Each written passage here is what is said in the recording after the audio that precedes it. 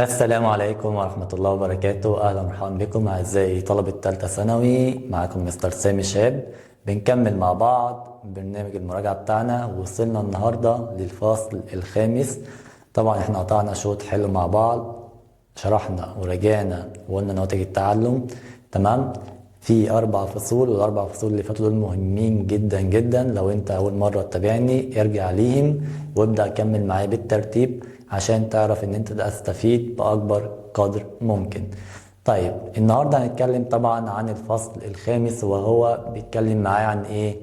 الاستعمار طبعا، ايه او التوسع الاستعماري في البلاد العربية قبل الحرب العالمية الأولى. أول حاجة هتكلم عن الجزيرة العربية، تمام، وبعد كده هتكلم عن الجزائر، ثم بعد كده هتكلم عن تونس والمغرب وليبيا. بمعنى صح بنتكلم على الدول العربية دي من بدايتها، من أول الاستعمار إزاي استعمرت، ومين الدول استعمرتها، وكيف حصلت على الاستقلال. باخد نبذة بسيطة. طبعا هو بيهيأ لك إن الفصل كبير، ولكن أنت لو فهمته هتلاقي إن الأحداث بتاعته سهلة وتقدر أنت تلمها إن شاء الله. طيب نبدأ مع بعض كده، نسمي الله ونصلي على سيدنا محمد رسول الله. وابدأ معايا. هنا بيقول لك يا شباب أول حاجة الاستعمار البريطاني في الخليج وجنوب الجزيرة. طيب بص مع بعض، لما اجي اقول لك هي اوضاع البلاد العربية قبل الحرب العالمية الاولى، هنا بيقول لي ايه اللي حصل. قال لي ان انا عندما اندلعت الحرب العالمية، تمام، كانت كل البلاد، خلي بالك كل البلاد في ايد مين؟ في ايد الاستعمار، ولكن ما عدا ايه؟ دول ايه؟ الجناح الاسيوي. تمام. يبقى انا ممكن اقول لك ايه؟ ما عدا دول الجناح الاسيوي، هي بقى ايه اللي بتتمركز فين بقى؟ في الاجزاء الشماليه او الشرقيه والوسط. دي اللي هي ايه؟ ما كانتش محتله. طب مين هي الدول دي يا مستر؟ تعالوا نشوف. قال لي هي العراق، سوريا، وقلب الجزيره العربيه. يبقى انا عرفت ان انا عندي اوضاع البلاد العربيه قبل الحرب العالميه الاولى كلها في ايد مين؟ في ايد الاستعمار، ما عدا الثلاث اماكن دول اللي انا ممكن اقول لك عليهم ايه؟ دول الجناح الاسيوي، اللي هي فين؟ في الاجزاء الشماليه او الشرقيه والوسط. تمام. طب ما تيجي نتعرف بقى على، بيقول لي بقى ايه؟ اثر الحمله الفرنسيه على منطقه الخليج العربي وجنوب الجزيره. بص معايا، بيجي يقول لي يا شباب ان انا عندي اهتمت انجلترا بمنطقه الخليج العربي وجنوب الجزيره امتى؟ اواخر القرن ال 18، اللي هو عند قدوم الحمله الفرنسيه. طيب لتحقيق اهداف ايه بقى؟ قال لي عندها اهداف عسكريه واقتصاديه. طيب كان اول تواجد عسكري، يبقى انا عندي كان اول تواجد عسكري بريطاني هنا في منطقتي بقى، في منطقة الجزيرة العربية. كان فين؟ قال لي كان في عمان. يبقى أول تواجد عسكري لبريطانيا أو إنجلترا كان فين؟ كان في عمان. طيب هنلاقي إن عندي بعد كده عقدت بريطانيا معاهدة مع سلطان عمان عام 1798، وكان هنا بقى المعاهدة دي ليها علاقة بإيه بقى؟ بالمخاوف بتاعت إنجلترا على ايه بقى؟ مستعمراتها اللي في الهند. تمام. طيب يبقى اول تواجد لبريطانيا في منطقه الجزيره كان فين؟ كان في عمان. كان مرتبط بايه؟ ان هي خايفه على مستعمراتها في الهند من خطر الحمله الفرنسيه. طيب قال لي يرجع السبب الى عقد انجلترا معاهده مع سلطان عمان لرغبتها ايه طبعا؟ في تامين مصالحها في الشرق. ده برضو طبعا من ضمن نتائج التعلم. طب ممكن اجي اقول لك برضو من النتائج المترتبة على عقد انجلترا ده كله، مخلي بالك انا بتكلم على معاهدة بس، دي كلها نواتج تعلم للمعاهدة. يبقى انا عندي يرجع السبب الى عقد انجلترا معاهدة مع سلطان عمان، يرجع لايه بقى؟ قلت لك لرغبتها في ايه؟ في حماية مصالحها او تأمين مصالحها في الشرق. وكمان من النتائج المترتبة على عقد انجلترا المعاهدة دي، بتكلم عن النتيجة بقى، نفس السبب. النتيجة بقى ايه؟ ان انا عندي اصبح في وجود قاعدة عسكرية فين؟ في عمان، عشان تأمن ايه؟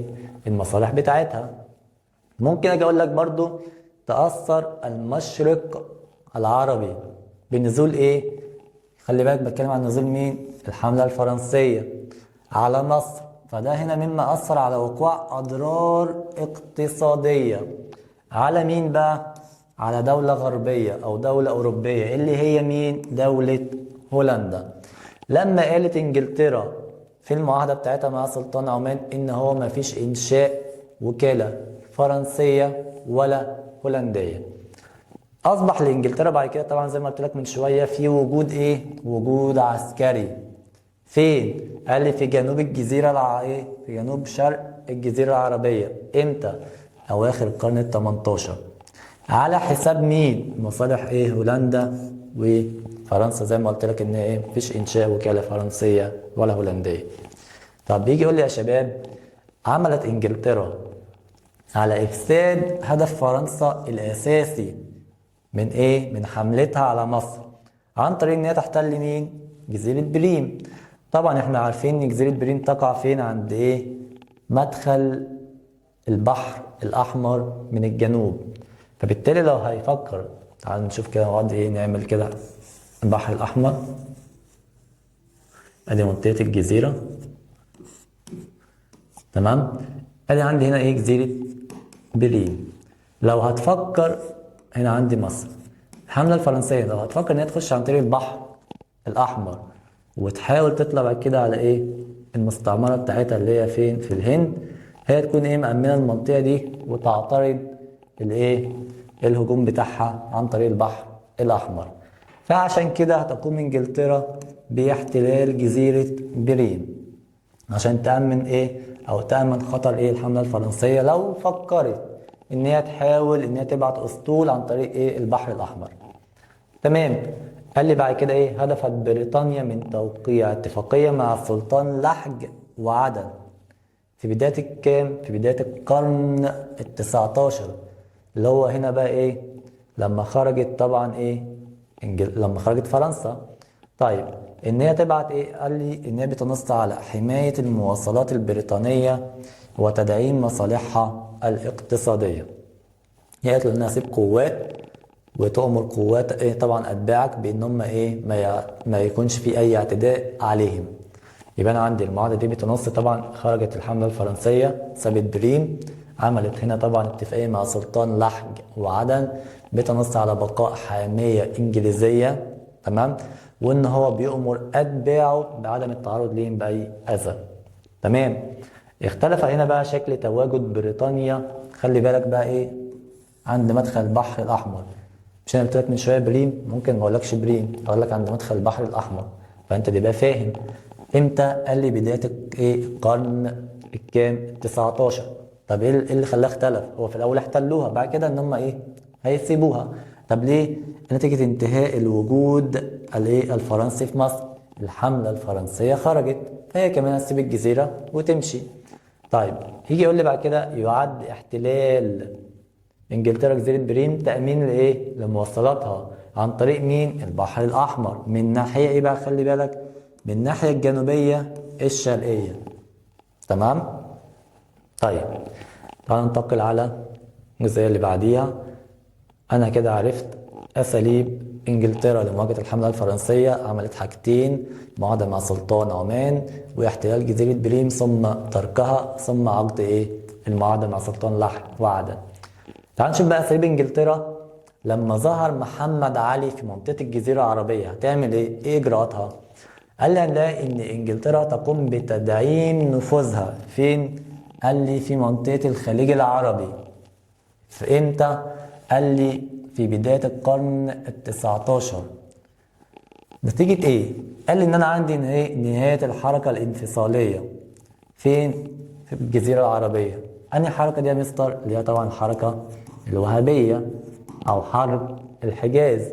لما بدأ هنا بقى محمد علي بعدها ان هو يتوسع سياسيا وياخد نجد وعسير وجزء من اليمن وجزء من الخليج العربي، حست انجلترا ان هو هيمثل خطورة على مصالحها ايه؟ في الهند. فبالتالي هتبدأ ان هي تاخد ايه؟ اجراءات. هنا بقى ايه؟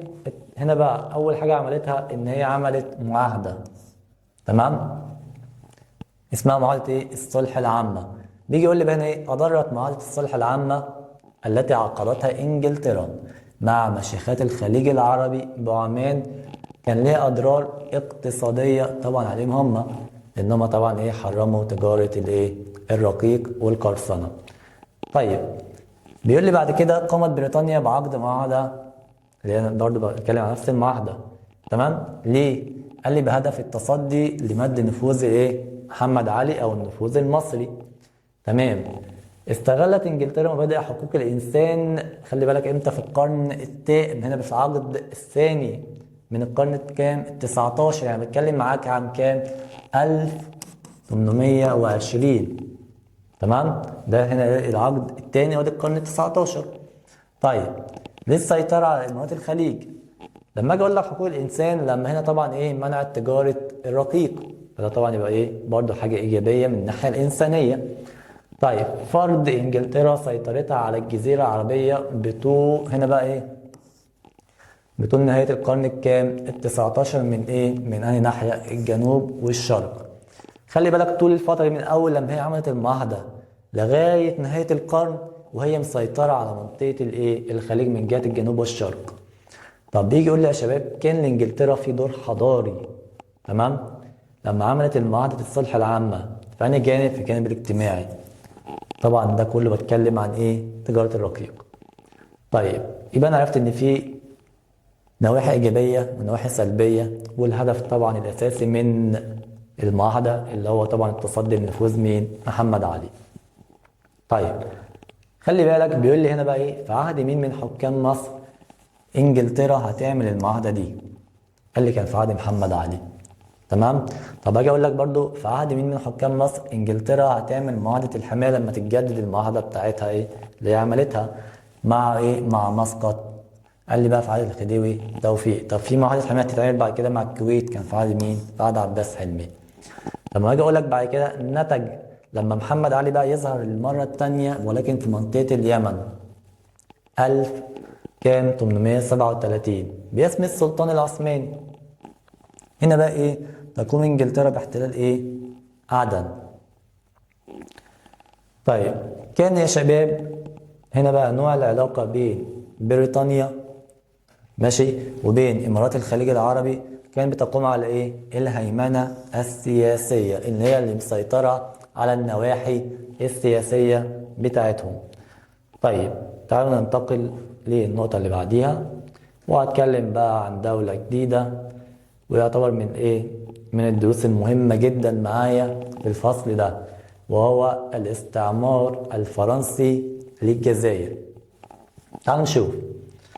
قال لي اولا يا شباب ايه هي الظروف بتاعة احتلال فرنسا للجزائر؟ تعالوا نشوف مع بعض. اول حاجة هنلاقي ان الدول الاوروبية ارجع معايا للحملة قصدي للثورة الفرنسية، ولما بدأت الدول الاوروبية توجه ليها أو تشن عليها هجمات عسكرية، هنلاقي إن فرضت الدول الأوروبية خلي بالك حصار اقتصادي أثناء حروبها بسبب الثورة الفرنسية. طيب لأسباب إيه؟ سياسية اللي هي الثورة. ظهر بقى هنا الأثر السلبي على فرنسا نتيجة الثورة الفرنسية مع ملوك أوروبا في أي مجال؟ في المجال الاقتصادي لما فرضوا عليهم حصار اقتصادي. جاء تدخل فرنسا. خلي بالك بقى هتكلم بقى عن ايه؟ لما حصل اشتباكات بين سفن البابا وسفن الجزائر، تمام؟ ده دخلت فرنسا. طبعا هنا بقى ايه؟ بهدف مش حبا في البابا ولكن التخلص من التزاماتها المالية، الديون اللي عليها. طيب ما هو بسبب الحصار ده تبدأ ان انا عندي فرنسا تروح للجزائر، تمام؟ تاخد منها ايه؟ تاخد منها القمح ولكن بدون سداد، تمام؟ بالآجل. طيب وبناء عليه يبتدي ان انا عندي تستغل الاشتباكات اللي تحصل بين سفن البابا وسفن الجزائر وتتدخل لصالح البابا ويبتدي ان هي ايه؟ تفرض او تقول للجزائر ان انا عندي ايه؟ هتخلص من الايه؟ الالتزامات بتاعتي او ان هي تتنازل ايه؟ الجزائر عن ايه؟ الفلوس اللي ليها عند فرنسا. طيب تعال نشوف بقى هنا ايه اللي هيحصل والقصه تمشي ازاي. نتج عن الاشتباكات دي مع سفن البابا في اعمال القرصنه المتبادله خلي بالك تهديد للسياده الجزائر، ان طبعا قام الاسطول الفرنسي بحصار الجزائر. تمام؟ طيب خلي بالك استفادت فرنسا من علاقتها ببابا روما. تمام؟ خلي بالك فين بقى؟ في النصف الأول من القرن الكام؟ ال19. في أنهي مجال؟ قال لي في المجال الاقتصادي والعسكري. ماشي، ركز. استطاعت فرنسا برضو احتلال الجزائر عام كام؟ بعد طبعا حصار دام أكتر من سنتين. قال لي عام 1830. بسبب إيه بقى؟ غياب أو الموقف السلبي للدولة العثمانية فين بقى؟ في الدفاع عن الجزائر. طيب خلي بالك لم تتحرك الدولة العثمانية لنصرة الجزائر ليه؟ قال لي بسبب ضعف الدولة العثمانية في ذلك الوقت. خلي بالك برضو مثلت الجزائر بالنسبة لفرنسا في نهاية القرن ال18 أهمية اقتصادية معتمدة عليها في القمح. تمام؟ بيجي يقول لك يرجع السبب في مماطلة فرنسا، ماشي، في تسديد ما عليها من ديون للجزائر. بيرجع لإيه؟ قال لي لتحقيق أهداف سياسية. هي بقى طبعا بعد كده لما احتلت الجزائر، احنا ايه اللي يخلينا ندفع لهم فلوس؟ طب ما احنا نحتلها ونبدأ ناخد ايه؟ القمح بعد كده بدون أي مشاكل وبدون طبعا أي فلوس ندفعها. طيب اعتمد فرنسا على الجزائر لتحقيق الأمن الغذائي. امتى؟ قال بداية القرن ال19. ليه؟ قال بسبب مشاكل فرنسا السياسية مع دول أوروبا اللي هو الحصار الاقتصادي. كان هدف ايه بقى؟ كان هدف مطالب فرنسا من الجزائر بعد الاشتباكات دي مع سفن ايه؟ طبعا البابا، هو تحقيق مطامع استعمارية. هم طبعا عارفين ان هم ايه البنود اللي هم قالوها والمطالب اللي قدموها للجزائر هتترفض، فبناء عليه لما ترفض الجزائر احنا نحتلها. كايه؟ دي الحجة بتاعتهم ان هم اللي رفضوا ومش عايزين الصلح ومش عايزين يرجعوا السفن وهكذا. طيب ايه اللي حصل بعد كده؟ خلي بالك في شبه بين مطالب فرنسا من حكام الجزائر لما حصرت ايه؟ لما حصرتها، تمام، مع مطالب معاهدة الصلح العامة. ماشي؟ طبعا معاهدة الصلح العامة اللي هي بين انجلترا ومشيخات الخليج، وطبعا مطالب فرنسا من حكام الجزائر احنا عارفينها. طبعا هو بقى ايه؟ تحريم القرصنة. لما طبعا ايه فرنسا بتقول للجزائر مفيش اعمال قرصنة وترجع سفن البابا، وكذلك انجلترا بتقول من ضمن البنود المعاهدة اللي هي عملتها اللي هي معاهدة الصلح العامة هو تحريم الايه؟ القرصنة. طيب يبقى ده ايه الشبه بينهم؟ برضه ممكن اجي اقول لك في شبه تاني او قاسم مشترك بين ايه بقى؟ قال لي بين اللجنه الماليه في باريس اللي عملتها طبعا فرنسا عشان تشوف الديون اللي عليها للجزائر. تمام؟ وبناء عليه طبعا ايه الديون دي قدرت طبعا ب 24 ثم اتخفضت ل7 ثم قالوا ان هي تاخد طبعا ايه وقت طويل في السداد. طيب ايه الشبه بين اللجنه الماليه بباريس وبين اللجنه الدوليه اللي اتعملت في مصر ايام طبعا مين؟ اسماعيل عشان الازمه الماليه. قال لي هو طبعا ايه في سبب ارسالها؟ احنا عايزين طبعا ايه نحل الازمه بتاعت الديون. الجزائر ليها فلوس عند فرنسا وكذلك طبعا الدول الدائنه كان ليها فلوس عندنا، فهو طبعا الهدف منهم ايه؟ حل ازمه الديون. طيب نشوف بعد كده كفاح الشعب الجزائري في النصف الأول من القرن ال19. أول من قاد المقاومة يا شباب طبعا احنا عارفينه هو الأمير عبد القادر الجزائري، وبناء عليه هيبدأ إن هو يحقق انتصارات على فرنسا وتعمل معاه معاهدة دي ميشيل ثم التفنة، وفي كل مرة بتنقض المعاهدة. وفي الأحداث دي اعتراف الاحتلال الفرنسي بالأمير عبد القادر الجزائري حاكم على وسط وغرب الجزائر. ثاني معاهدة أول معاهدة اللي هي معاهدة دي ميشيل تبدأ تستعيد قوتها مرة تانية وتهجم عليه، ولكن برضه هتفشل. طيب تعال نشوف اتخذت المقاومة الجزائرية في البداية شكل الضغط العسكري، هجمات عسكرية. كان سبب ضعف المقاومة الجزائرية واستسلام عبد القادر الجزائري خلي بالك ضرب مدينة طنجة. هنا طبعا ايه بعد ما هرب عبد القادر الجزائري وبدأ ان هو انا عندي طبعا هنا الجزائر، تمام، وجنبها مين؟ المغرب.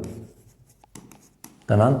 بدأ ان عبد القادر يروح ايه إلى المغرب، ويبدأ إن هو يوجه الهجمات بتاعته من المغرب إلى الاحتلال الفرنسي في الجزائر. ولكن طبعا تقوم فرنسا بضرب مدينة أو ميناء طنجة، فيتخلى سلطان المغرب عن تقديم المساعدة لعبد القادر الجزائري، وبناء عليه يستسلم بعد كده عبد القادر، ثم يتم الحكم عليه بالنفي، وبكده طبعا ينتهي دوره. ترتب على قصف ميناء هنا بقى طنجة بالمغرب ضعف المقاومة الجزائرية. ممكن اجي اقول لك بقى تناقض موقف سلطان المغرب تمام اتجاه المقاومة الجزائرية هنا بقى قبل وبعد قصف قصف مدينة طنجة. قبلها هو كان بيقدم له مساعدات، ولكن لما تعرض للضرب العسكري او للتدخل العسكري من فرنسا تراجع عن مساعدته تمام. خاف طبعا ان هو تكون فرنسا بتوجيه ضربات ثم احتلاله، فيبتدي ان هو يتراجع ويتخاذل في تقديم المساعدات لمين؟ عبد القادر. وهنا دي طبعا يكون لها اثر سلبي على بقى طبعا ضعف المقاومة. تبدأ تمر السنين وتيجي معايا طبعا بعد كده حفيده اللي هو خالد بن عبد القادر الجزائري، ولكن هتكلم عليه كمان شوية. هيتكلم اولا عن سياسة فرنسا في احتلال الجزائر، ايه السياسة اللي هتتبعها هناك. خلي بالك طبعا انا اتكلمت ان انا عندي الجزائر كان كان ليها دور مهم جدا في الاقتصاد الفرنسي. اصبحت الجزائر من دعام الاقتصاد المالي لفرنسا نتيجة بقى، خلي بالك تغير الوضع السياسي للجزائر، خلاص بقت دولة محتلة او تحت سيطرة فرنسا. فطبعا بقى كل الزراعة او بالجانب الزراعي اهتمت بيه لخدمة فرنسا، طبعا زي ما حصل ايام الحملة الفرنسية على مصر. ساهمت السياسة الاقتصادية بالاحتلال الفرنسي هنا بقى تحقيق الانتعاش الاقتصادي لفرنسا تمام. اول بقى صور استغلال فرنسا لموارد الجزائر قال لي بعد احتلالها اللي هي مصادرة الاراضي الجزائرية، ان هم صادروها وبدأ ان هم هم اللي يزرعوها لصالحهم هم. طبعا طبعا بنبات العنب اللي هو الكروم طبعا لإنتاج الخمور، وطبعا كان في زراعات تانية. طيب كان بقى سياسة فرنسا في الجزائر هنا بقى تتلخص في كونها سياسة ثقافية اقتصادية. حاولت ان هي تمحو الشخصية الجزائرية العربية المسلمة بنشر الهوية والثقافة الفرنسية، وطبعا السيطرة على الاقتصاد لخدمة اقتصاد مين؟ فرنسا. طيب بيجي يقول لي بقى تمثل الهدف الاساسي وراء فتح فرنسا ان هي تفتح الجزائر للهجرة، بتقول للاوروبيين تعالوا في الجزائر تمام. ده طبعا تدعيم السياسة الاستيطانية، ان هو يبقى احتلال استيطاني، ان الناس دي تكون بقى مستوطنين مواطنين تمام، اراضي فين في البلد، فما يقدروش ان هم يخرجوهم. مش جيش عسكري ممكن يخرج في اي وقت لو اتهزم، لا دول مواطنين. فبتحاول ان هي تخلي الاحتلال احتلال استيطاني مش عسكري، لان طبعا الاحتلال الاستيطاني هو اقوى واشد. طب تعال نشوف بقى استكمالا لكفاح الشعب الجزائري. قال لي بقى هنا اعتمد كفاح الجزائريين هنا بقى بقيادة الامير خالد بن عبد القادر الجزائري على الظروف السياسية الدولية. طبعا بيتكلم معايا عن مين؟ عن امريكا. الرئيس الامريكي ويلسون لما طلع اثناء الحرب العالمية وقال ان احنا هنعمل حق تقرير المصير، وتعلق الجزائريين بالمبدأ ده، وظنوا زي كتير من الدول العربية ان هو حل كافي ان هم يروحوا المؤتمر بعد انتهاء الحرب وياخدوا الاستقلال، ولكن طبعا الكلام ده مش هيحصل. اتخذت الحركة الوطنية في المقاومة بعد الحرب العالمية اسلوب النضال السياسي. يجي يقول لي في مطلع القرن العشرين تشابهت زي ما قلت لك امال المصريين اللي هي طبعا سعد زغلول مع الجزائريين اللي هو عبد القادر خالد بن عبد القادر الجزائري بعد بقى مبدأ تقرير مصير، كلهم تعلقوا بالامل ده. تشابهت محاولات برضو نفس النقطة، تشابهت محاولات خالد بن عبد القادر الجزائري في نيل الاستقلال مع مين؟ مع سعد زغلول. عملت سياسة فرنسا في الجزائر على إخراجها من إطار القومية العربية والدينية، فاتبعت سياسة هنا بقى ثقافية، نشر الهوية الثقافية الفرنسية. أدت السياسة الاستيطانية التي قامت بها فرنسا أو انتهجتها فرنسا هنا بقى في آثار سياسية. تبدأ بقى تطلع معايا طبعا الجماعات اللي احنا هنتكلم عنها أو التيارات. تعالوا نشوف.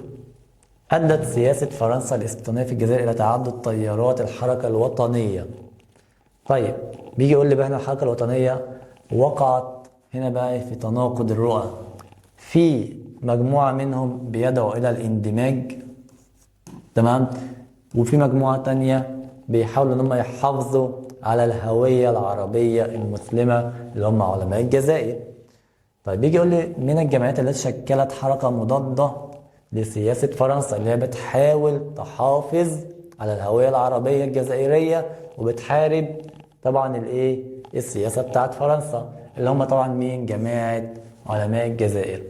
طيب بيجي يقول لي بقى الجماعة دي اتأسست لأهداف ثقافية. تشابهت بقى جماعة علماء الجزائر في كثير من أهدافها مع مين؟ الجمعية الخيرية الإسلامية. في شبه بينها وبين الجمعية عندنا احنا هنا في مصر أيام إسماعيل. من الجماعات التي تأثرت بسياسة فرنسا الاستيطانية والثقافية، في ناس اتأثروا من الجزائريين طبعا احنا عارفينهم، اللي هم جماعة دعاة الاندماج، تمام، اللي هم طبعا كان بقيادة أو رئيسها مين؟ عباس فرحات. طيب ظهر الأثر السلبي للاحتلال الفرنسي، تمام، على الجزائريين من خلال تكوين بقى؟ جماعة الاندماج، اللي هم طبعا كانوا بيدعوا للاندماج مع فرنسا. طيب النقطة اللي بعديها معايا يا شباب، بيجي يقول لي بقى كان هدف جماعة نجمة شمال أفريقيا طبعا هدف سياسي اللي هو طبعا الاستقلال من فرنسا. طب النقطة اللي بعديها بيقول لي أعلنت الثورة الجزائرية. أعلنت منين بقى الثورة الجزائرية يا شباب؟ أعلنت من القاهرة، من عندنا هنا، تمام. كان في عهد مين الكلام ده؟ قال لي في عهد الرئيس جمال عبد الناصر. طيب ارتبطت مساندة مصر للثورة الجزائرية بقيام بقى؟ ثورة طبعا 23 يوليو 52. طيب يبقى في ارتباط ان انا عندي ثورتنا بتاعت 52 طبعا كان من مبادئها طبعا بعد كده او من نتائجها او من انجازاتها لمساندة ومساعدة الحركات التحررية والاستقلالية خاصة الدول العربية. طب النقطة اللي بعديها اعلان الثورة الجزائرية من القاهرة في 54. هذا الدعم المصري للجزائر يمثل دعم دعم سياسي على المستوى السياسي. طيب كانت المساعدات الرئيسية للجزائر بعد الحرب العالمية الثانية تأتي من أي جهة؟ قال لي من جهة الشرق اللي هي طبعا مصر. طيب أمدت مصر الثورة الجزائرية بالمال والسلاح. ده يدخل من ضمن أنهي إطار؟ ضمن إطار التضامن العربي. طيب بعديها بيقول لي حققت مصر بالنسبة لقضية الاستقلال الجزائر عام 1960 يبقى انتصارا دبلوماسيا. طبعا ده كان في الأمم المتحدة. طب النقطة اللي بعديها نتج عن مساندة مصر للثورة الجزائرية قيام العدوان الثلاثي. يبقى أنا عندي مساندتنا أو مساعدتنا للثورة الجزائرية ده أثرت علينا احنا سلبا بدخول فرنسا ضدنا في الحرب أو في العدوان الثلاثي على مصر 1956. دول اللي هناخده فين؟ في الفصل السابع إن شاء الله. بيجي يقول لي بعد كده تكونت منظمة الجيش السري في الجزائر بهدف إفشال المفاوضات اللي حصلت طبعا بين الجزائر والفرنسيين لما طلع شارل ديغول وقال إن هو إدى اختيارات للجزائريين من ضمنهم الاستقلال، وطبعا هيختار الجزائريين الاستقلال، فبناء عليها هيعترض طبعا اللي هم المواطنين اللي هم المتطرفين الفرنسيين، وكان في طبعا منهم بعض في الجيش، وهيكونوا المنظمة اسمها منظمة الجيش السري، ويتم بقى قتل الكثير من الجزائريين في ذلك الوقت. طيب تعالوا نكمل بعديها. بيقول معايا يا شباب نجحت المفاوضات هنا بقى حكومة فرنسا اللي انا بقول لك عليها بتاعت شارل ديغول والثوار، وانتهت بعقد طبعا بعد صمود من الجزائريين وكفاح، تمام. انتهت في النهايه بعقد اتفاقيه اسمها اتفاقيه ايفيان، بمقتضاها تاخد الجزائر الاستقلال، وحصلت الجزائر فعلا استقلال من من فرنسا في بقى؟ قال لي ده كان في عهد شارل دي جول او في الجمهوريه الخامسه لفرنسا. طيب بيجي يقول لي بقى هنا في اثر، تمام، لمين؟ لصلح ايميان واتفاقيه فيينا على ايه؟ على الوطن العربي من الناحيه السياسيه. في صلح ايميان طبعا طلعت انجلترا من مصر، تمام، وهنا طبعا طلعت فرنسا منين؟ من الجزائر. تمام. وبكده نكون خلصنا الجزء بتاع الجزائر، وننتقل على دولة جديدة هو برضو الاحتلال الفرنسي ولكن لدولة تونس. قال لي بقى هنا ايه؟ تعالوا نشوف. ظهر احتلال او ظروف احتلال تونس، كان في عوامل شجعت فرنسا لاحتلالها. قال لي طبعا موقف ايه؟ السلبي لمين؟ للدولة العثمانية. طبعا احنا فاكرين الموقف السلبي ده كان ايه؟ كان في الجزائر. تمام. طيب يرجع هنا بقى اتجاه فرنسا لاحتلال تونس طبعا للضعف هنا بقى الجانب السياسي. الجانب السياسي بتاعهم ضعيف والدولة العثمانية ضعيفة. اختلف موقف الدولة العثمانية اتجاه احتلال فرنسا لتونس عن احتلال الجزائر. هي ايام الجزائر ما اعترضتش وما حركتش ساكنا، ولكن مع تونس هنا بدأت ان هي عايزة تدرك او تلحق طبعا ان هي تنقذ ايه؟ تونس من الاحتلال، ولكن اعترضت فرنسا بحجة ان تونس دولة مستقلة ما ينفعش ان هي تتدخل الدولة العثمانية في شؤونها. طب بعد كده قال لي في تناقض، يبقى انا عرفت ان في اختلاف او تناقض. ده برضو من ضمن نتائج التعلم والرسائل ممكن تجيلك لموقف الدولة العثمانية من اطماع فرنسا في تونس واطماعها فين؟ في الجزائر. طيب أدت محاولات العثمانيين لإنقاذ ولاياتها في شمال أفريقيا. لما أقول لك ولاياتها في شمال أفريقيا يجي في دماغك طبعا إيه؟ ليبيا وطبعا تونس. إن هي طبعا إيه؟ طردت إيه؟ اللي هو طبعا الأسرة القرمانلية اللي هي كانت بتحكم إيه؟ ليبيا، ورجعت الحكم المباشر عليها، وكانت بتحاول تعمل نفس الكلام مع تونس ولكن فشلت. طيب بعد احتلال الجزائر إلى إيه؟ تغيير الوضع السياسي في ليبيا.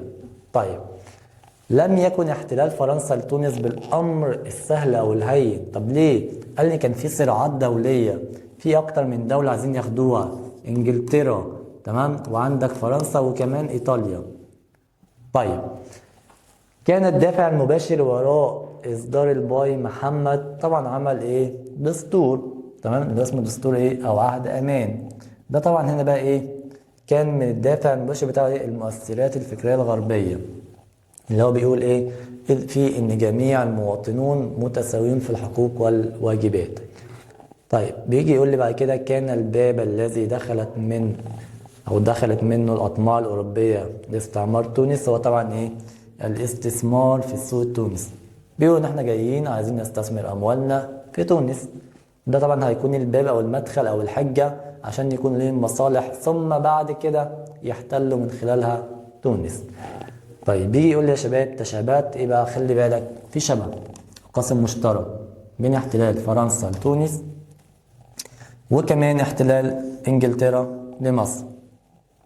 في ايه بقى؟ قال لي طبعا ايه؟ وجود الازمات الماليه. ان هنا بقى وقعنا في فخ الديون ايام اسماعيل، كذلك تقع تونس في فخ الديون. طيب بيجي يقول له في شبه بين سياسه تونس الماليه في القرن ال19 وسياسة ايه؟ مصر ايام اسماعيل. طيب في ارتباط بين وقوع تونس في مشكلة الديون وسياسة مين بقى؟ الإدارة. إن أنا عندي هما الاتنين سواء إسماعيل أو تونس هما الاتنين اعتمدوا على هنا بقى تحديث البلاد، ولكن طبعا على إيه؟ ده كله على الديون. أنا ما عنديش الميزانية أو إن أنا عندي الفلوس الكفاية اللي تغطي كل الالتزامات والمشروعات اللي أنا إيه عايز أعملها في البلد، فبالتالي كنت باخد ديون من الخارج وده كله تراكم عليا. فبالتالي تبدأ ايه؟ نعيد القصة نفس القصة مرة تانية. فهنا بناء عليه يجي يقول لي هنا ايه؟ في منتصف القرن ال19 بدأ التنافس الاستعماري في تونس ياخد الشكل الاقتصادي، ان هم يبقى ليهم ايه؟ مصالح اقتصادية. في شبه بين عهد الأمان اللي أصدره الباي محمد في تونس ومميزات الدستور بتاعنا 23. طبعا ان انا عندي طبعا قلت لك قبل كده في الدستور 23 من مميزاته ان احنا طبعا ايه؟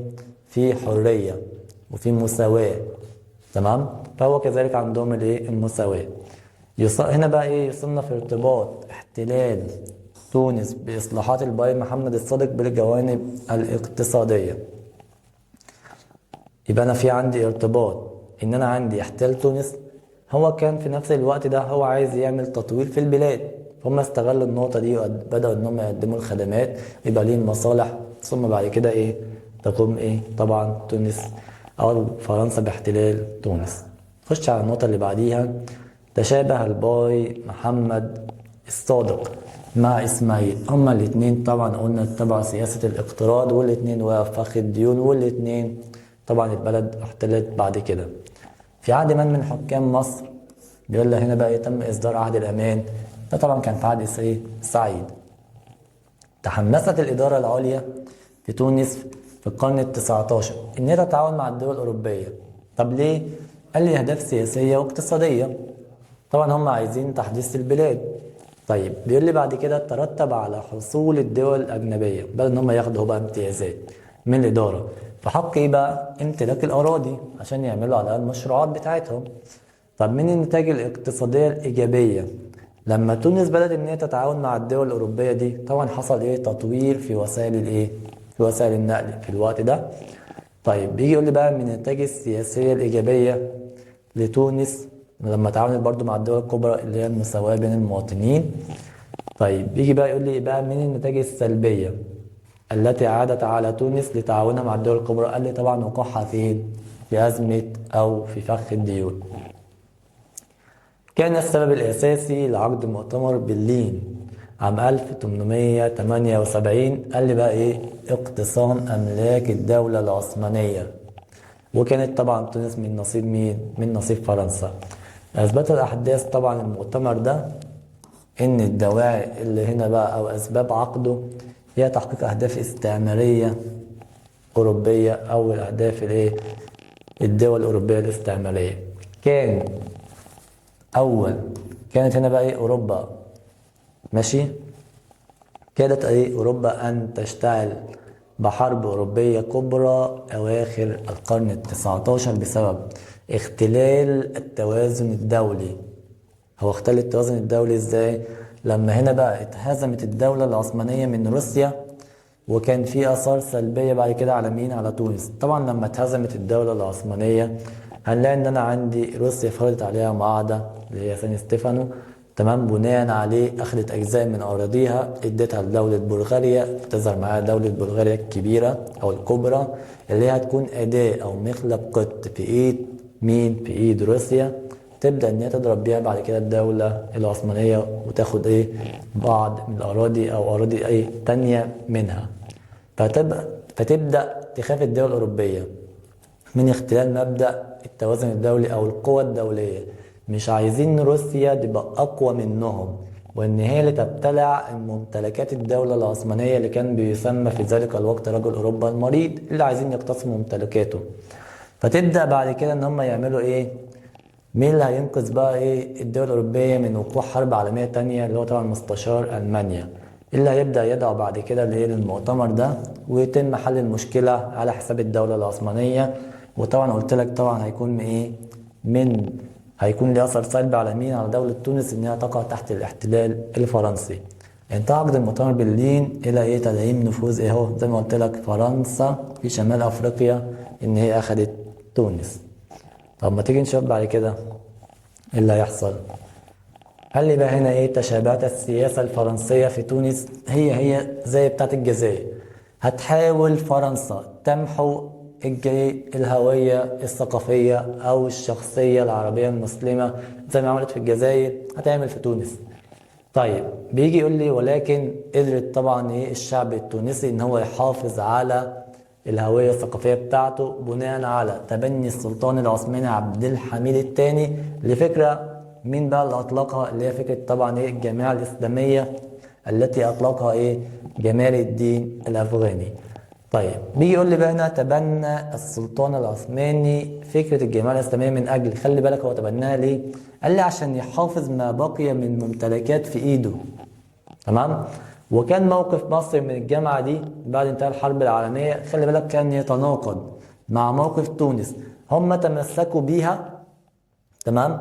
ولكن احنا بقى طبعا ده كان ايام سعد زغلول، احنا بقى ايه قلنا ان احنا بقى في عندنا حاجه اسمها القوميه المصريه، وطبعا هيكون ولائنا للحاكم بدل من السلطان العثماني. طيب، يبقى انا عرفت ان كان في تناقض وفي شبه، في شبه بين سياسه فرنسا اللي هي طبعا السياسه الثقافيه او مسخ الهويه العربيه، تمام، وفي عندي تناقض بين مصر وتونس في هنا طبعا في ايه، في ان احنا طبعا مرتبطين بالدوله العثمانيه او بفكره الجامعه الايه الاسلاميه.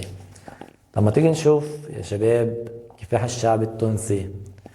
تعالوا هنا لو تفتكر معايا، كان في مطلع القرن العشرين في شبه بين الآمال القومية للمصريين والتونسيين وكمان الجزائريين، تمام، اللي هي بقى ايه، كلنا تعلقنا بمبدأ حق تقرير المصير، وكلنا برضو فشلنا. طيب يا شباب، هنلاقي ان انا عندي تميزت الحركة الوطنية ما بين الحربين، طبعا هي الاولى والثانية في تونس عن الجزائر. قال ان انا عندي تونس هتستفيد من ايه، من الثقافات المختلفة، اللي هو طبعا بيتكلم معانا عن شخصية مين، الحبيب بورقيبة، اللي هو هيجمع بين الثقافتين العربية والفرنسية.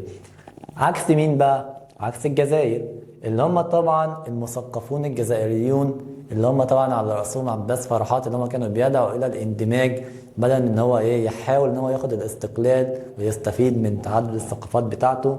ولكن هنا هيكون طبعا ايه، دي ناحيه سلبيه وهنا ناحيه ايجابيه، ان انا عندي تميزت بيها الحركه ايه التونسيه.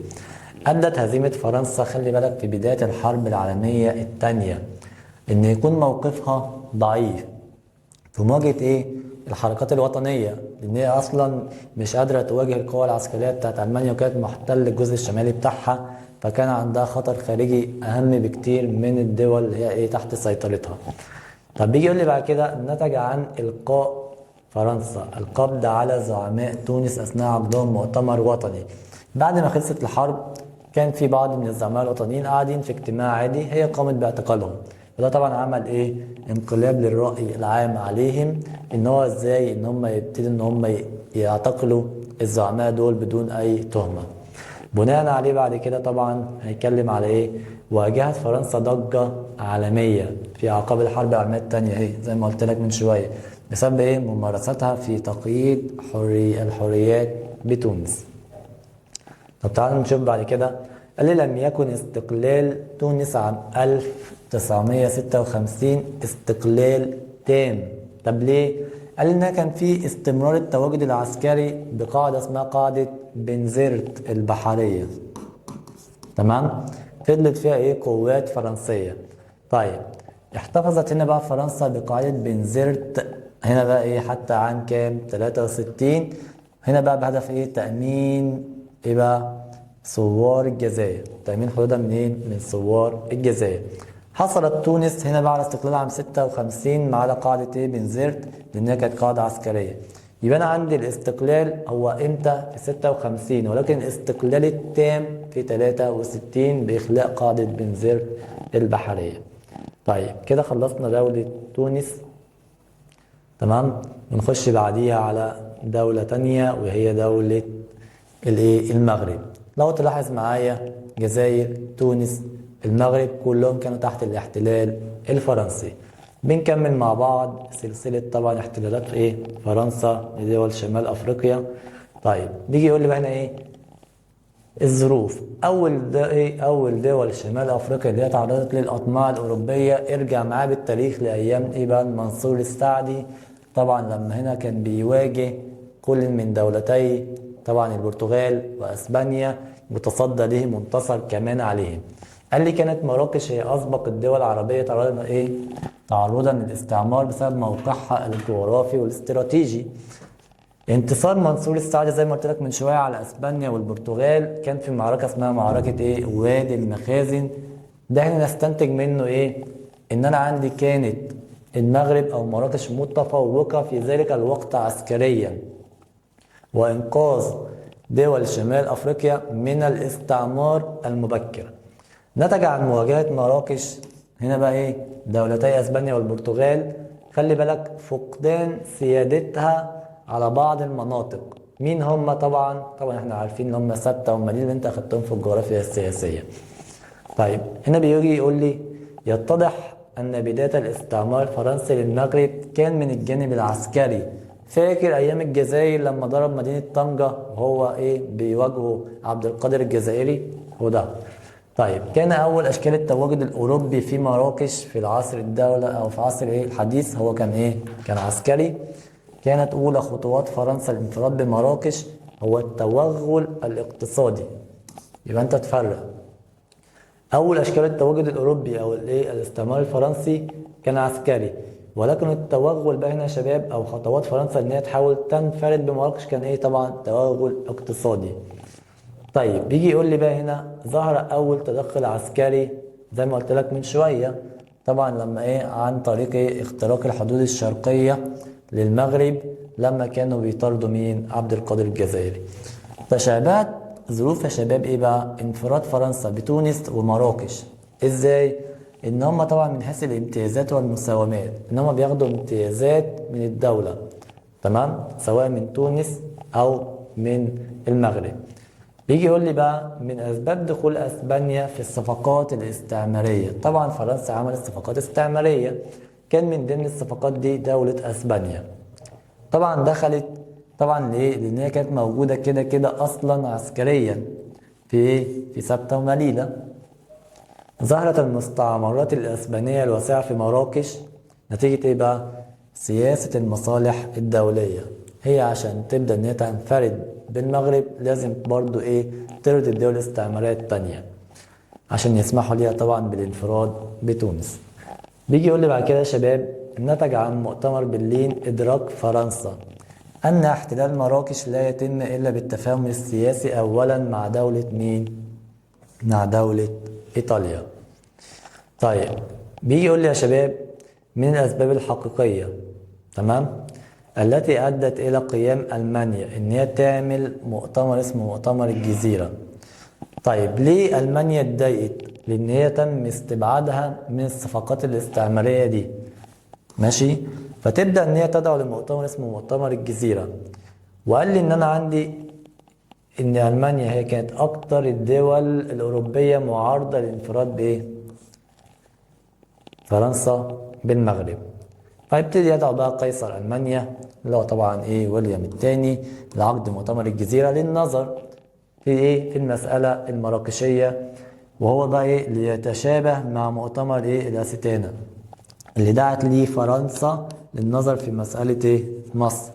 يبقى في شبه بين مؤتمر الاستانا والجزيرة ان ألمانيا بتدعو الدول الكبرى للنظر في احتلال فرنسا لمين؟ للمغرب، وكذلك بقى هنا بتدعو بقى فرنسا للنظر في احتلال او محاولة احتلال انجلترا لمصر.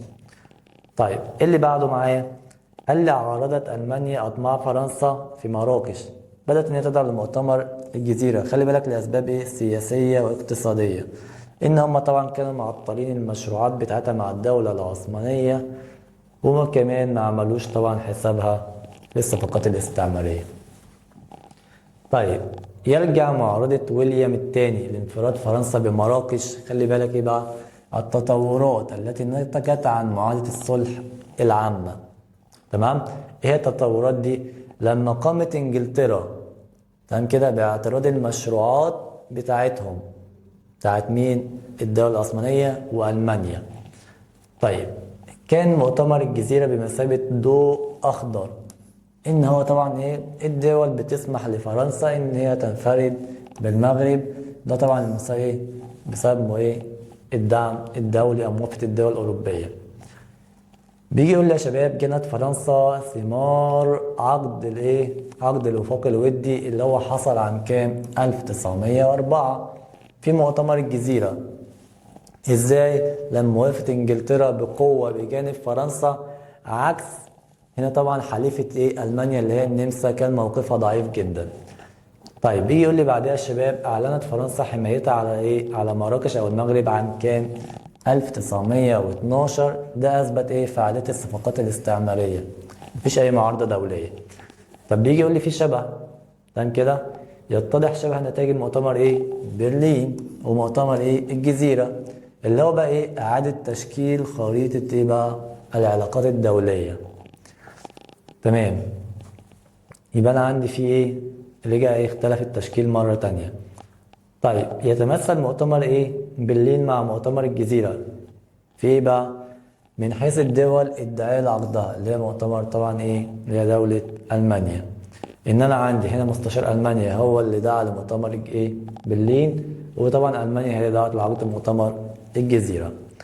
بيجي يقول لي يا شباب بعد كده برضو من نتائج مؤتمر الجزيرة عام 1906 تغير النظام السياسي بمراكش، بدل ما هي كانت دولة مستقلة بقت دولة محتلة أو تحت إيه السيطرة أو الاحتلال الفرنسي.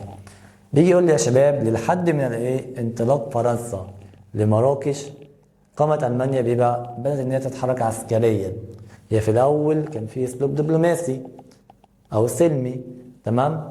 فلما فشل تبدا ان هي تتحرك عسكريا، ان هي تبعت قطع بحريه الى مدينه اسمها مدينه اغادير عام 1911. طيب بيقول لي يا شباب ظهرت نتائج حادثه اغادير 1911. اظهرت ايه بقى؟ قال لي ظهرت ايه؟ ضعف المانيا عسكريا في مواجهه دول الوفاق، تمام.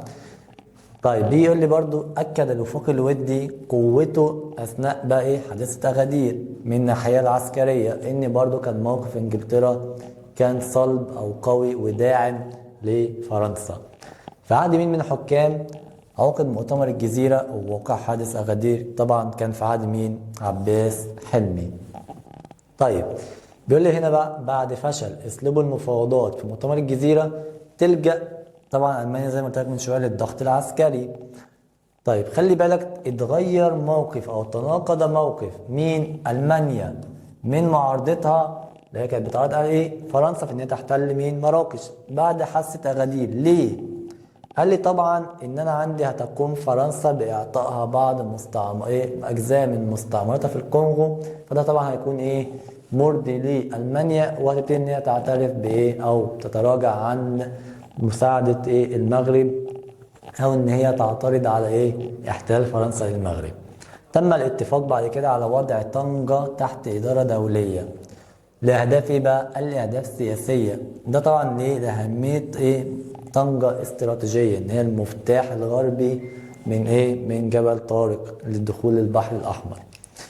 طيب تأثرت بعض المشروعات الاقتصادية الألمانية في البلاد العربية في نهاية القرن الكام؟ ال19. طبعا ايه؟ نتيجة وجود مصر في قبضة الاحتلال ايه؟ البريطاني. تعال نشوف النقطة اللي بعديها.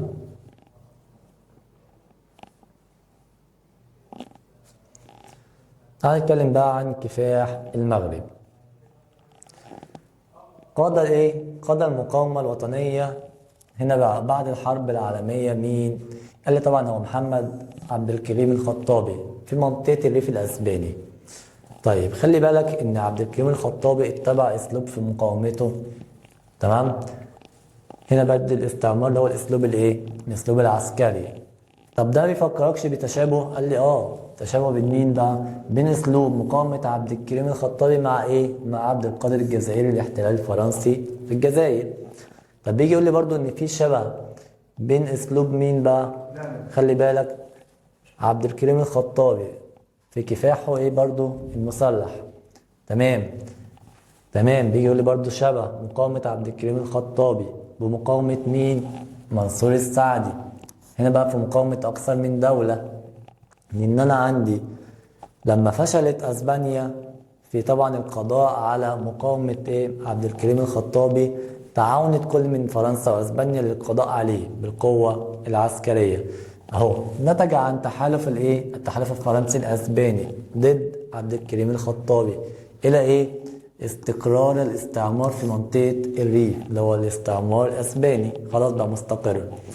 طيب يجي لي بعد كده استقر طبعا الاستعمار بسبب ايه بقى؟ سياسة التحالف الدولي. طيب تصاعدت الحركات او الحركة الوطنية في المغرب قبيل، يعني خلاص قربت الايه بقى الحرب العالمية الثانية تبدأ. طب ليه تصاعدت او بسبب ايه؟ قال هنا بقى تحرك وضغط القوة الوطنية عليها، بدأت ان هي تتصاعد وتشتعل. طب في شبه بين النحاس باشا ومحمد الخامس اللي هو طبعا سلطان المغرب، ان هما الاتنين اتأثروا بالوعود الكاذبة. النحاس هيبدأ يقدم مساعدات في المقابل انه ياخد الاستقلال بعد انتصار انجلترا. كذلك هنا بقى ايه محمد الخامس يقدم مساعدات لفرنسا انها تنتصر وفي المقابل ياخد الاستقلال، ولكن الاتنين اتضحك عليهم. تشابه يا شباب بعد كده موقف فرنسا مع محمد الخامس زي ما قلت لك من شويه مع موقف انجلترا مع مين؟ مع النحاس باشا. نتكلم في نفس النقطه. نتج عن انضمام الزعيم المغربي اللي هو علال الفاسي. انضم لايه؟ للجنه تحرير المغرب اللي هي موجوده في القاهره. طيب ايه اللي نتج عنها؟ قال لي اهتزاز الوجود الفرنسي بمراكش. ده حصل ايه؟ ليه جانب سلبي في الوجود الفرنسي فين؟ في مراكش. فشلت برضو ايه فرنسا، كانت بتحاول ان هي توقع بين العرب والبربر ولكن فشلت. ده بيرجع لايه طبعا؟ وحدة الاهداف الوطنية وقوة الوحدة الوطنية. اصيب الاستعمار الفرنسي في المغرب هنا بقى ايه؟ بخيبة امل كبيرة. بسبب ايه بقى؟ اعلان زعيم البربر اللي هو الجلاوي، تمام كده، اللي هو طبعا ايه مساندته للحركة الوطنية. وده طبعا بيعني ايه؟ ان هي فشلت فرنسا في الايه؟ في الايقاع بينهم مرتين. طيب خلي بالك، وجه هنا بقى ايه ضربة قوية للمحاولات السياسية ايه فرنسا العنصرية. هو طبعا مين؟ الجلاوي. بيجي يقول لي بعد كده حرصت فرنسا على السيطرة على مراكش من خلال استخدام ايه؟ الاختلافات العرقية. دي كلها حاجات مهمة ركز معايا فيها. ممكن اجي اقول لك برضو تمثلت سياسة فرنسا الاستعمارية على مستعمراتها في مصر ومراكش، اللي هي طبعا ايه؟ استغلال الفوارق العقائدية في المجتمع، تمام، ان هي تحاول توقع بينهم. طيب تعال نشوف النقطة اللي بعديها. بيقول معايا يا شباب تمام، تشكلت لجنة تحرير المغرب في القاهرة. هنا بقى يستدل من ذلك على ايه؟ موقف هنا بقى ايه؟ وحدة البلاد العربية، او ممكن اقول لك برضو التضامن العربي. طيب بعد كده اهتز الوجود الفرنسي في مراكش اثناء الحرب العالمية الثانية نتيجة ايه بقى؟ وحدة برضو الحركة الوطنية. طيب برضو الاثنين دول ايه؟ بيتكلم عن نفس النقطة. من اهم عوامل نجاح الحركة الوطنية يا شباب في المغرب هنا بقى الحصول على الاستقلال. ده هنا طبعا ايه؟ وحدة صفوف الامة. بيقول لي بعد كده ده ايه؟ ظهر تهور فرنسا مع الحركة الوطنية بمراكش بعد الحرب العالمية الثانية نتيجة ايه؟ مساندة مصر استقلال مين؟ مراكش. انتهى بعد كده الوجود الفرنسي فين؟ في اواخر هنا طبعا في اخر البلاد العربية اللي هي طبعا كانت موجودة في افريقيا اللي هي ايه؟ جيبوتي. دي كانت اخر دولة عربية حصلت على الاستقلال من فرنسا. طيب تعال نخش بينا مع بعض على اخر دولة معايا. نكمل مع بعض يا شباب. وانا هتكلم طبعا عن اخر دولة معايا وهي احتلال، يعني طبعا بس العنوان مكتوب غلط، هو احتلال طبعا ايه؟ ايطاليا لليبيا. تمام. طيب تعال نشوف بقى هنا بيقول لي ايه ظروف احتلال ايطاليا لليبيا. قال لي كانت اول مستعمرات تاخدها او تحصل عليها ايطاليا في العصر الحديث هو طبعا كانت فين؟ في منطقة شرق افريقيا. طيب ركز بقى معايا عشان دي هتلاقي كذا نقطة على القصة دي. بيقول لي بقى انا استفادت ايطاليا في ان هي تبني الامبراطورية بتاعتها اللي هي طبعا في شرق افريقيا. استفادت من دولة مين؟ من دولة بريطانيا.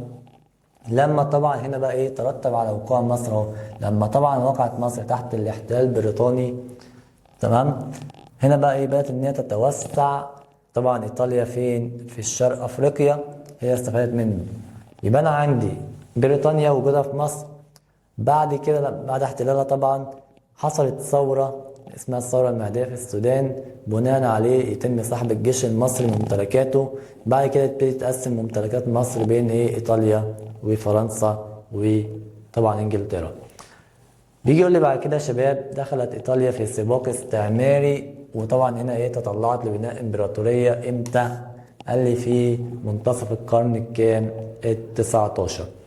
طب بيجي يقول لي بقى هنا ايه؟ لما حصلت وحدة لدولة ايطاليا في الفترة من كام؟ من 59 ل 70 بدأت ان هي تدخل في السباق الاستعماري ده. طب ما اجي اقول لك بقى ايه اللي نتج عن المساومات الاستعماريه بين ايه انجلترا وفرنسا في مؤتمر برلين؟ قال لي اعاده ترتيب العلاقات الدوليه، ان هي خرجت طبعا من التحالف بتاعهم ودخلت ايه في التحالف الالماني النمساوي. طيب يجي يقول لي بعد كده اهو يا شباب، عقدت ايطاليا معاهده مع ايه عده دول اوروبيه. طبعا من ضمن المعاهدات دي هي معاهده عام كام 1887، ان الدول الاوروبيه بيتفقوا مع بعض ان هم يقفوا قدام اي توسع استعماري جديد لفرنسا في شمال افريقيا. تبدا بعد كده ايه فرنسا، قصدي إيه ايطاليا، ان هي تفكر في السيطره على ليبيا بعد مؤتمر برلين. طيب نكمل كده مع بعض. بيجي يقول لي بقى هنا ايه، تأخر تفكير الدول الاستعمارية في السيطرة على ليبيا. ليه؟ ليه ما كانش في أي دولة استعمارية يا شباب بتفكر في ليبيا؟ هي ليبيا وحشة؟ قال لي طبعا ما كانتش هي زي بقية الدول التانية فيها مغريات استعمارية. طبعا افتكارها ايه للمغريات الاستعمارية. طيب تعالوا نشوف بعد كده، اهتمت إيطاليا باحتلالها بسبب ايه؟ قال لي بسبب دوافع ايه عسكرية.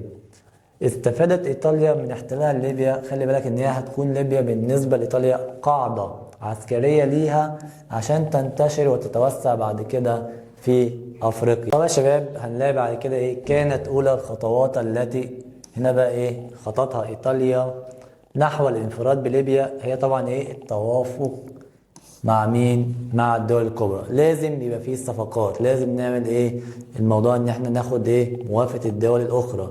انها دلوقتي هتبدأ ان هي تعمل صفقات استعمارية زي ما طبعا كانت بتعمل ايه فرنسا. طب بيجي يقول لي هنا ايه، تشابهت ظروف انفراد فرنسا بمراكش مع ظروف انفراد ايطاليا بليبيا، زي ما قلت لك من شوية اهو، اللي هي ايه عقد الصفقات الاستعمارية، ان هي تاخد ايه موافقة الدول التانية عشان ما يعترضوش. كان الهدف ايه بقى الرئيسي من صفقة ايطاليا وفرنسا عام 1902؟ طبعا هو ايه ضمان تدعيم مصالحهم المشتركة. النقطة اللي بعدها معايا يا شباب بيقول لي بقى، اتسعت دائرة الصفقات التي ايه قامت بها روسيا مع ايطاليا لتصل الى اراضي تركيا. طبعا ايطاليا بتقول لمين؟ لروسيا ان انا هسمح ليك ان انت تتحكمي والسيطرة على مضايق الايه الدولة العثمانية او تركيا. هنا بيقول لي بعدها يا شباب، وافقت على احتلال ايطاليا لليبيا لرغبتها في الحصول على هنا بقى ايه الوصول للبحر المتوسط. هي دولة مين؟ روسيا. يبقى انا عندي روسيا وافقت ان ايطاليا تحتل ليبيا عشان هي عندها رغبة في الوصول للبحر ايه للبحر المتوسط عن طريق التحكم في المضايق الدولة العثمانية زي ما قلت لك من شوية. يبقى دول بنتكلم عن نفس النقطة. اعتمدت ايطاليا تمام في خطة توسعاتها نحو شمال افريقيا على ايه بقى؟ قال ان هي تعمل تحالف مع مين؟ مع فرنسا. طيب بيقول لي بعد كده، يمثل بداية الغزو الايطالي لليبيا غزو ايه؟ غزو دبلوماسي. تمام، غزوا دبلوماسيا. اتخذ الوجود الايطالي في ليبيا اشكال متعددة، كان منها طبعا الايه الاقتصادي والديني والثقافي، لما طبعا عملت ايه بنك روما. تمام، وطبعا لما بعتت البعثات التبشيرية. تمام، وطبعا الايه المدارس. طيب بعد كده يا شباب، من مظاهر التسلل الاقتصادي اللي هو انشاء طبعا ايه بنكو دي روما. التغلغل هنا بقى ايه التغلغل السلمي الايطالي لدعم النهج الاستعماري ظهر من خلال ايه بقى زياده البعثات التبشيريه زي ما قلت لك من شويه.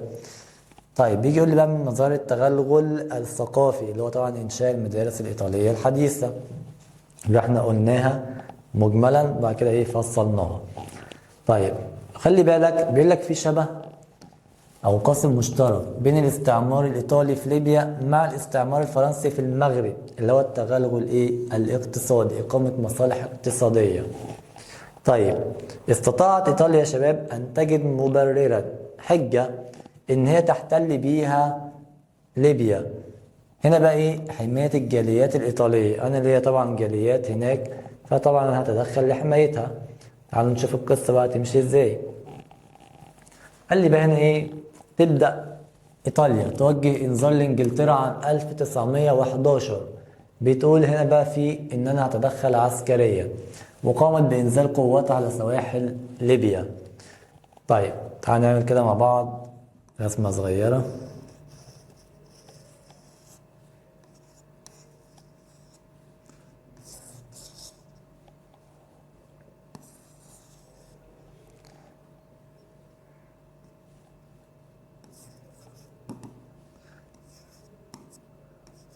هنلاقي هنا عندي الأسطول الإيطالي، هنا عندي الدولة العثمانية، هنا عندي مصر، وعندي تحت هنا اليمن.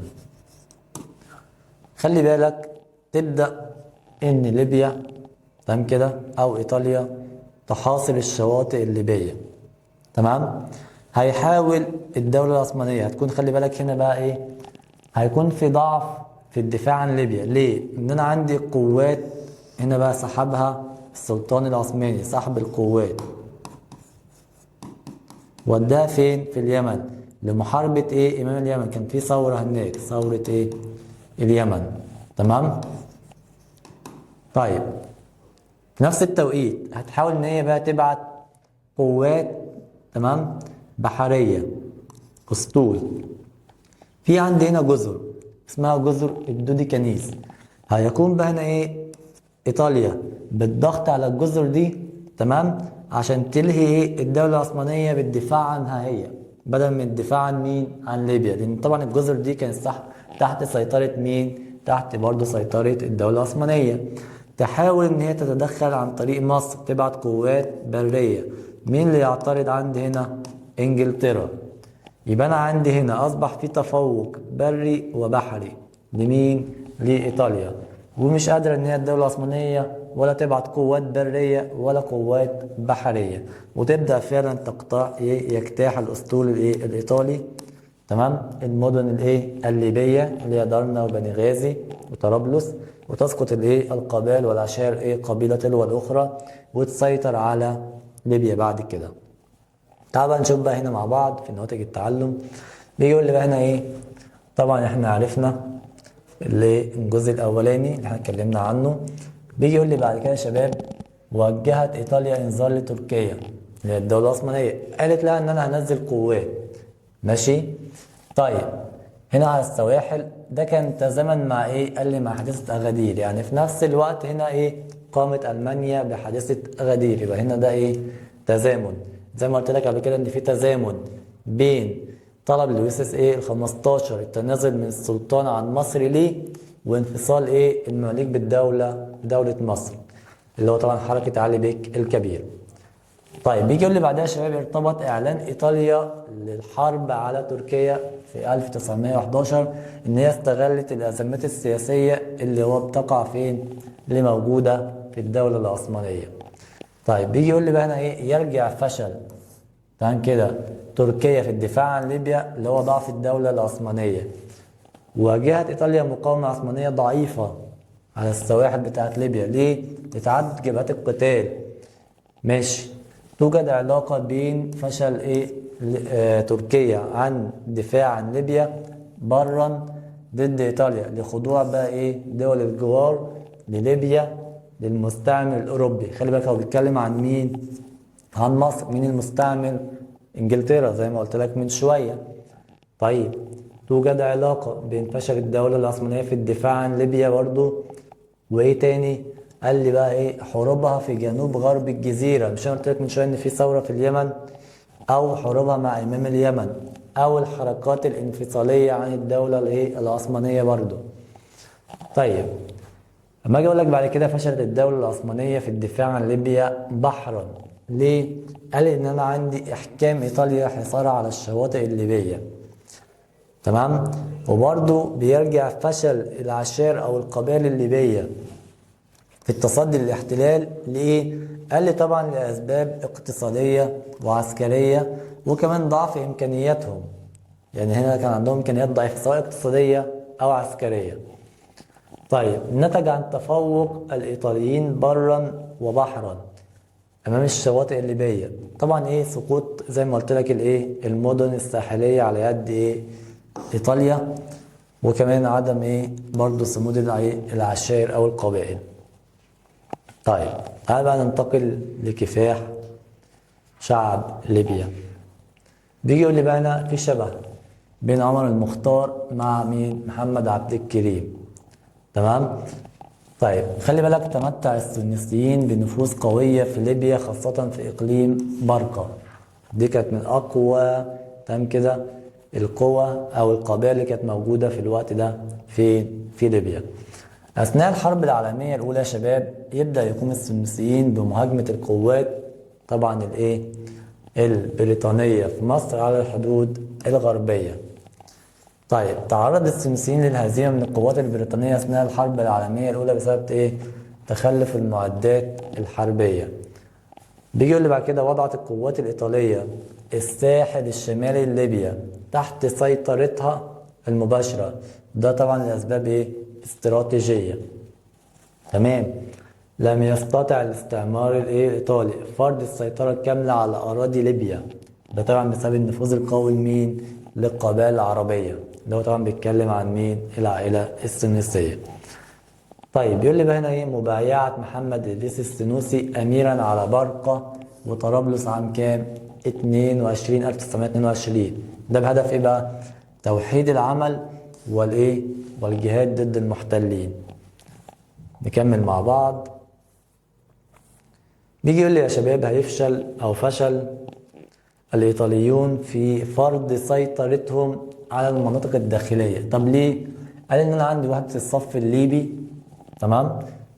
وبعد كده يبدأ يرتكب القائد جرازياني المذابح وأحكام الإعدام في ليبيا. ده طبعا نتيجة بقى؟ اطمئنان عدم وجود معارضة دولية ليها. هي طبعا كده مفيش أي حد يعرضها دوليا، لأنها في نفس الوقت ده تولى الحكم موسوليني، بدأ يعلن إحياء الإمبراطورية الرومانية، وبدأ يقول إن أنا عندي إيطاليا جزء من الإمبراطورية الرومانية، والبحر المتوسط ده ما هو إلا بحيرة رومانية، وأنا برجع ممتلكاتي، وإن ليبيا جزء لا يتجزأ من إيطاليا. فيبدأ يقوم بالمذابح تمام كده على يد القائد بتاعه. طيب فهنا طبعا الدول المفروض اللي هي الأوروبية بدل ما هي تحاول إنقاذ الشعوب المستضعفة، هتحاول إن هي تكسب وده على حساب حرية الشعوب. اشتد طبعا وطأة الاحتلال الإيطالي في ليبيا. ده بيرجع تصاعد قوة الفاشيست بزعامة مين؟ موسوليني، إن هو وصل للحكم في نفس الوقت اللي تولى فيه مين؟ اللي هو طبعا محمد إدريس السنوسي. بيجي يقول لي بعد كده يا شباب ارتبط فشل حركة المقاومة في ليبيا طبعا بقيادة عمر المختار التغيرات السياسية، إن مسك مين الحكم؟ موسوليني.